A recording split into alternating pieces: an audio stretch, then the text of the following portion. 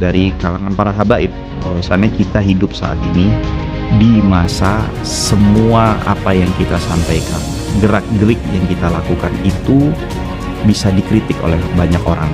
Maka dari itu penting dari kalangan para habaib itu untuk menampilkan keteladanan, terlebih lagi ketika mereka sudah dinilai sering menceritakan tentang kisah-kisah keteladanan, keagungan leluhur dari atau pendahulu. Kalau ada dari keturunan Alawiyin yang berbangga-bangga dengan nasabnya, tanpa memberikan satu kontribusi yang baik, akhlak yang baik, itu percuma. Kita tidak, bukan itu tujuannya. Bukan itu tujuannya. Rasul SAW juga. Jadi juga bukan tujuannya untuk membeda-bedakan antara ras. Sama sekali. Berbeda dengan mereka. Karena Islam tidak mengenal kasta.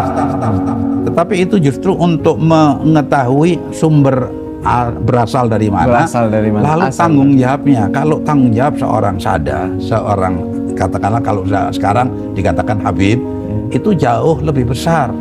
Kalau dia harus memberikan satu uswah, keteladanan kepada umat, bukan harus minta dihormati, tidak. Justru harus menghormati. وقال شو العلوي إذا ما سلك مسلك العلويين ما هو علوي، وإذا ما عمل بأعمال العلويين ما هو علوي، وإذا ما تأدب بآداب العلويين ما هو علوي، وإذا ما مشى في طريقة العلويين ما هو علوي، وإذا ما تخلق بأخلاق العلويين ما هو علوي. منين با يقع في العلا وهو في الأسفل.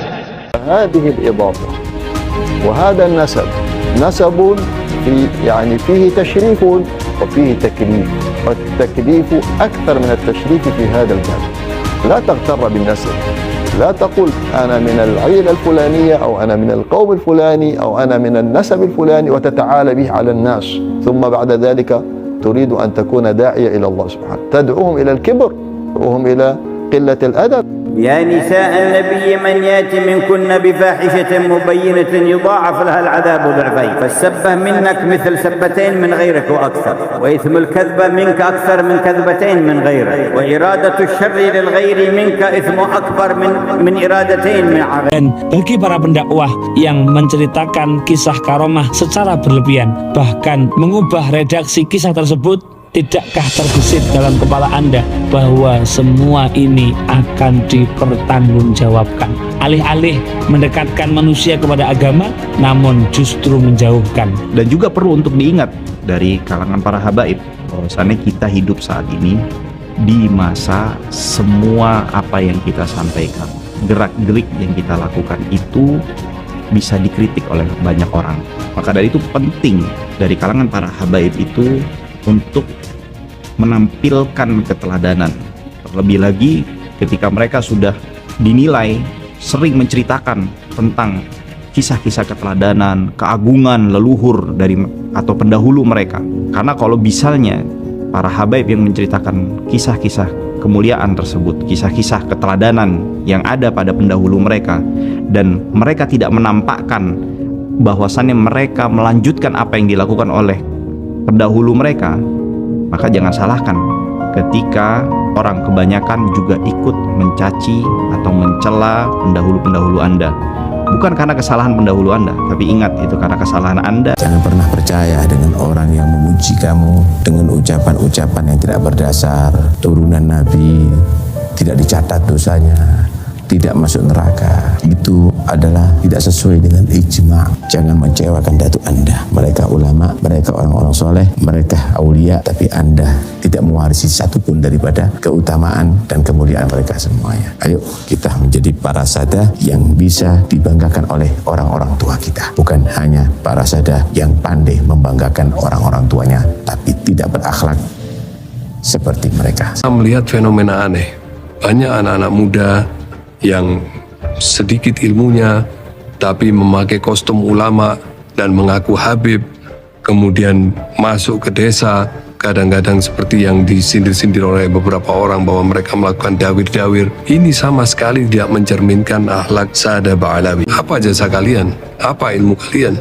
Sudahlah, kalau memang nggak memiliki ilmu, buat apalah ngaku-ngaku sebagai orang alim? Lebih baik Anda bisnis saja, cari kerja yang halal. Apabila terus-menerus dia menggunakan simbol agama disertai dengan kedustaan dan dengan ancaman-ancaman kemudian dia dikasih, itu nanti jadinya pendidikan mental yang nggak baik untuk mereka yang melakukan, sehingga mereka terbiasa, oh dengan cara ini dapat kok, nggak usah dikasih. Kami selaku habaib sadar betul akan segala kekurangan, membuka ruang introspeksi dan berjuang menuju perbaikan. Kami meyakini tidak ada cara menuju persatuan jika tidak diawali dengan kemauan untuk memahami dan mendengar. Bukan malah nasab itu dikapitalisasi, dijadikan kebanggaan, karena tidak ada gunanya sama sekali. Anda tidak mendapatkan ini dari usaha Anda.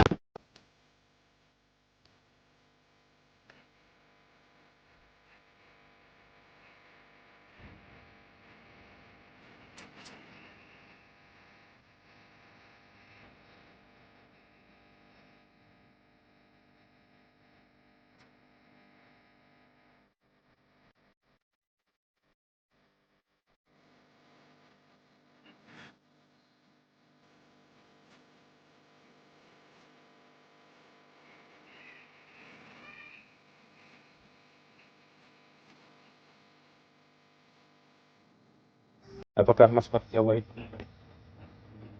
Seorang ulama bernama Imaduddin Usman dari Banten itu kemarin melakukan sebuah kajian dan penelitian ilmiah terhadap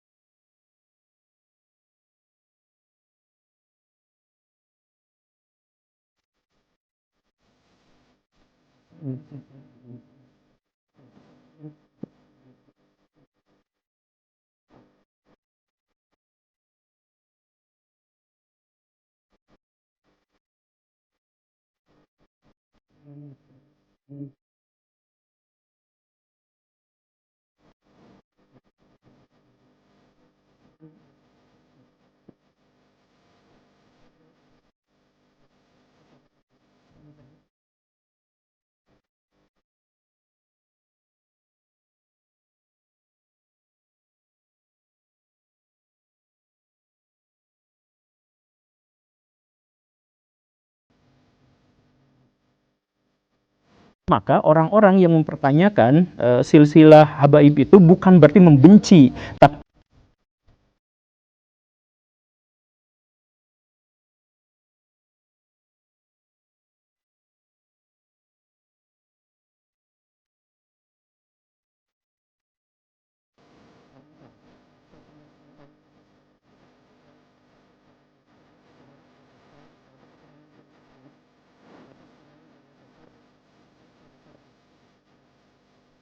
kasihnya.